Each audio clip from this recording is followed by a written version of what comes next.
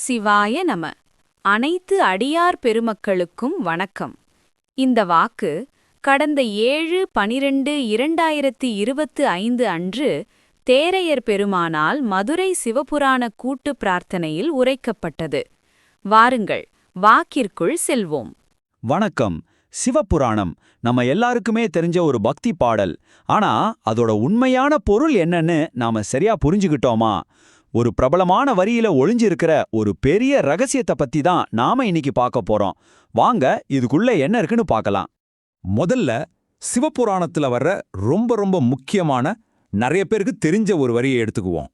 இந்த வரி சும்மா வார்த்தைகள் கிடையாதுங்க, இது ஒரு கட்டளை மாதிரி. அதாவது இந்த பாடலை பாடுறவங்க அதோட பொருளை உணரணும் அப்படின்னு இது சொல்லுது. பல 100 வருஷமா இதோட அர்த்தம் அந்த பாட்டுல இருக்கிற வார்த்தைகளை அறிவை வச்சு புரிஞ்சிக்கிறத தான் நம்பப்பட்டுச்சு. ஆமா, பல வருஷங்களா இந்த வரியோட விளக்கம் ரொம்ப நேரடியா தான் இருந்துச்சு.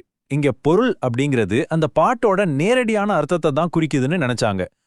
அதாவது பொருளை உணர்வது அப்படின்னா அந்த பாட்டுல வர்ற கதைகள், அதுல இருக்கிற தத்துவங்கள், இதையெல்லாம் நம்ம அறிவை பயன்படுத்தி புரிஞ்சுக்கிறது தான் ஒரு பொதுவான கருத்து இருந்துச்சு. இதனால ஆன்மீக பாதையில போகணும்னா அந்த பாடலோட செய்திய நல்லா படிச்சு அறிவால புரிஞ்சுக்கணும் அப்படிங்கறது தான் இதோட அடிப்படையா இருந்துச்சு. இது முழுக்க முழுக்க ஒரு அறிவு சார்ந்த தேடல்.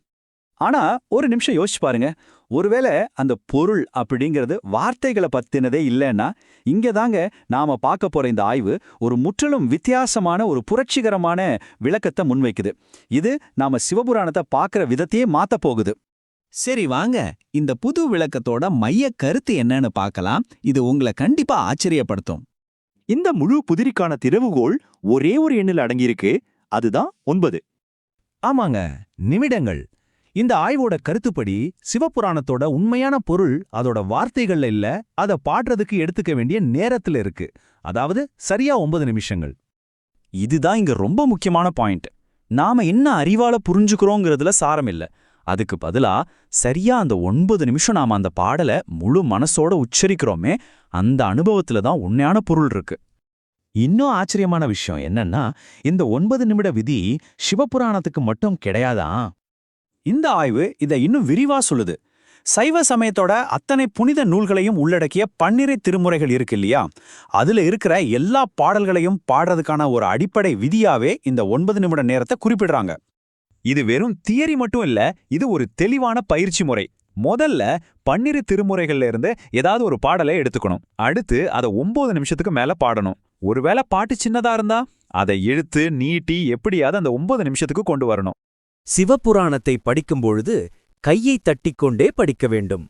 இவ்வாறு படிப்பதினால் நாம் படிக்கும்போது எழக்கூடிய ஒலி அலை அதிர்வுகள் கையசைவினால் இரத்த ஓட்டம் அதிகமாகி இரத்தத்தில் ஒலி அதிர்வலைகள் கலந்து மூளைக்குச் செல்கிறது. இதனால் நமது மூளையின் செயல்பாடுகள் சிறந்து விளங்கும்.